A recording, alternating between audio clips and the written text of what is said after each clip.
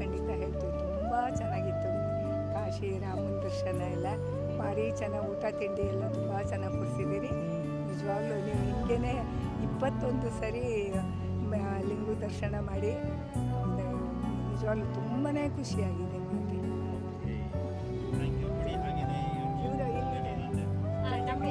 ಇವ್ರು ನೀವು ಮಾತಾಡಿರಿ.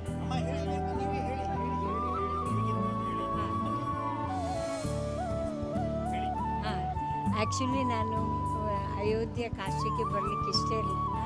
ಲಕ್ಷ್ಮಣನ ಮತ್ತು ಸಾವಿತ್ರಕ್ಕನಿಂದ ನಾವು ಬಂದಿದ್ದೇವೆ. ಬಂದ ನಂತರ ತುಂಬ ಖುಷಿ ಆಯಿತು. ಅವರೆಲ್ಲ ಅಕ್ಕ ತಂಗಿಯವರೆಲ್ಲ ಸೇರಿ ಎಲ್ಲ ಚೆನ್ನಾಗಿ ಮಾತಾಡಿ, ನೀವು ಚೆನ್ನಾಗಿ ನೋಡಿ